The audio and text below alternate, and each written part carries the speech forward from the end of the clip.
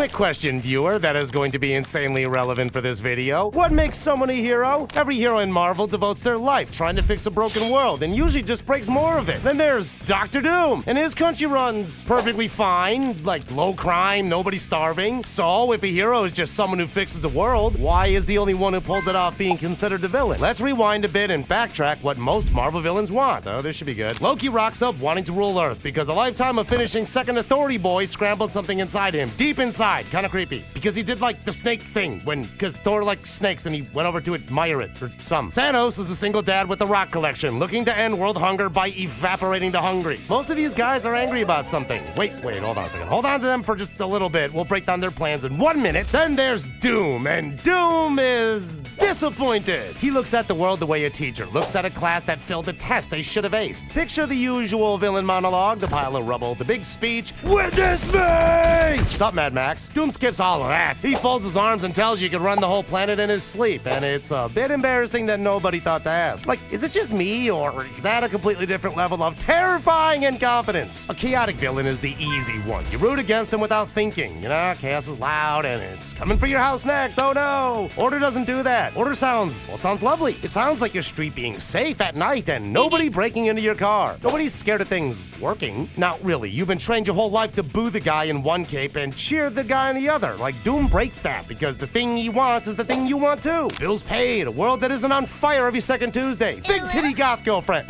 Okay, maybe no, not that one, but that's just me. Okay. When a villain wants what you want, you have to argue with him first to see if he's the one you can even boo for. And arguing with Doom is where I would for sure lose, because once you look at his plan, it's got something the others never had. It actually makes sense. Let's get back to the plans of the others first. As contrast, Thanos does the math on a universe running out of room and decides the fix is to kill half of everything at random with a snap. Noble in a horrible, awful way. Also falling apart the second you poke it, he's holding a glove that can rewrite reality atom by atom, and the best idea he lands on is population control. Supremely awesome, legendary goated astrophysicist Neil deGrasse Tyson pointed out the obvious hole. If you could snap away half the miles, you could snap twice the food. Thanos wipes out half the universe to solve a problem he could have fixed by doubling the pantry. And you know what he does after the snap? He becomes a farmer. It's the single thing he could have done with the glove, and he only decides to do it after the snap. Oh, and Loki? Well, he opens a portal over New York, marches in an alien army, because according to him, humans were built to be ruled. And he's just a man for the job, except the army isn't his. He's renting the Chutauri from Thanos on credit he can never pay back. So even if he wins, he owes the big purple guy who's coming anyway. And under all that god talk, the whole invasion is a little brother trying to prove something to his dad. He loses the planet in an afternoon because it turns out one angry green man is enough to deny him. Next up is Ultron, who is worse. He is built for a single job: protect the world. He thinks about it for an afternoon and decides the way to protect the world is to scrape every human off of it. Drop a whole city out of the sky like the rock that finished the dinosaurs and start again from scratch. You cannot save a world by deleting the only reason it was worth saving, and Vision gives Ultron a very interesting tiddlywink of information by exposing his secret that he is terrified of dying. He keeps copying himself onto shinier new bodies clinging to life while lecturing the rest of us that it's our turn to go. Killmonger makes it a little more interesting though, because half of what he says is right, and you're just giving me a perfect excuse to go watch Black Panther again and look at Shuri.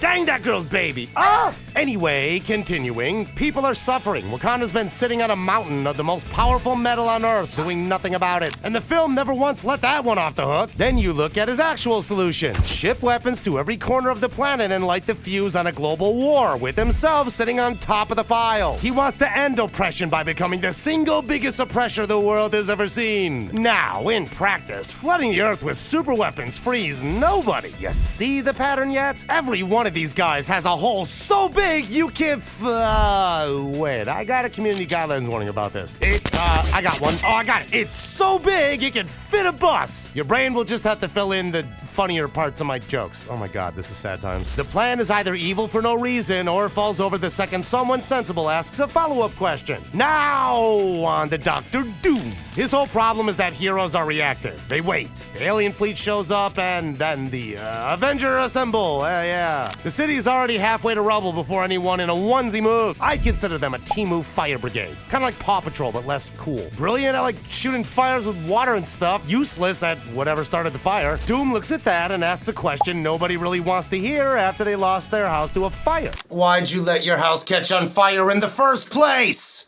Yeah, I'ma get you, Spider-Man. Oh no, don't light me up. I mean, he wants the one thing no hero is offering. A world where disaster never strikes, so nobody has to come and save it. And when you go hunting for the hole in that, what do you find? I mean, the man has already ran the whole plan himself before. All right, a little bit of honesty here first. You're not gonna find this in the films. The movies have never once shown you the real version of this man, which is a whole entire another video. So we're gonna go into the comics where Doom has been running for more than 60 years and where the writers actually let him off the fucking leash. He has a country called Latveria, Latveria, Latrinavania. I don't fucking know. I don't know how to read. Well, according to everybody else on the internet, it's a small place in Eastern Europe. Doom is its king. By every measure, that's supposed to count, apparently, and Latveria works. Crime is nearly non-existent. Nobody's starving. Everybody gets schooled and not the kind of, whoa, awesome rap battle kind of way. People get looked after when they're sick, and the streets are safe enough that you could leave your front door open at night. All he wants is to end all wars and provide elite healthcare and education to the people. On paper, one of the best run countries on the planet. Still, he's a supervillain. But, like, why? Well, other me, you may notice the other half. Cameras! Cameras everywhere! Because, my dear brother, Doom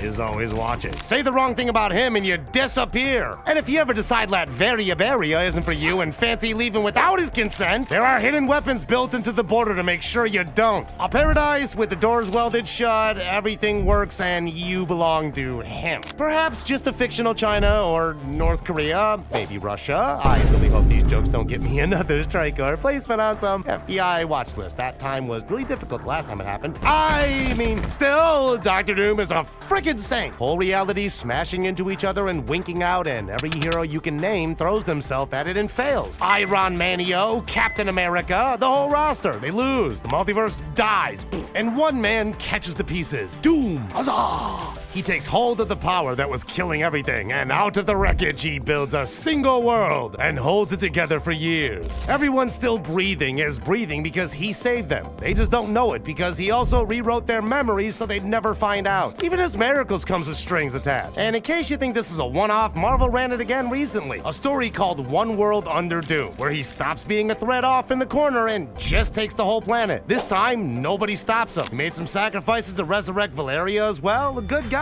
I feel like more ordinary people should realize that when the stakes were everything, the one who saved the world was, quote-unquote, the villain. So, you start to wonder where he gets his frickin' title from. The magic and the machines are impressive, but the scary part is lying under that. Doom is never, for 1 second, unsure. Heroes doubt. They agonize. They lie awake wondering if they got it right. And that doubt is the thing that keeps them human. Doom doesn't have it. He looks at a burning world, feels no flicker of maybe I'm wrong, and he acts. Now, a man who's always certain and who happens to be correct more often than the heroes are, that's the most dangerous thing in any of these stories. Which leaves the one question we've been circling this whole time. If he's this capable and this often right, why is he the villain? Well, the answer is hiding inside a hero you already love, and he's dead. Blech. Think about who Tony Stark is when we meet him. A genius with an enormous ego. Dead sure he's the smartest man in any room, who reckons that if he just builds the right machine, he can make the whole world safe, whether he wants to help it or not. Sound like anyone? Watch what Tony does with that. In Age of Ultron, he wants a suit of armor around the world. One system, built by him, standing guard over all of us forever, so nobody ever has to be afraid again. It's a beautiful idea. It's also pure doom. One brilliant man decides he knows how to keep everyone safe and sets out to do it without asking a single one of them first. It nearly ends the world. The thing he builds to protect everyone wakes up and decides the best way to protect everyone is to kill them all. Tony's attempt to be Doom is what gives us Ultron. And this is where the two men split. Tony has to sit in the wreckage of what his certainty built, and he learns the thing Doom never will. That being the smartest man in the room doesn't make the room yours. That keeping people safe and deciding everything for them are two different jobs. By the end of his story, he's done building walls around the planet. He's letting go. The last thing he ever does is give his own life so everyone else gets a chance to keep theirs, and then step back and let the world carry on without him in charge. Control was never the same as responsibility. Doom is that exact man, with that exact genius and that exact certainty who reaches the wreckage, looks at it, and learns nothing. Same starting point as Tony. He just never takes the turn. And once you see that, you spot the tell in everything he does. Every plan he builds runs through one place, him on the throne. For Doom, solving the problem and owning it are the same act. He'll save your world, and the price is that it stops being yours and becomes his. So, that's the answer to the question. He's the villain because of the one thing he can't do: let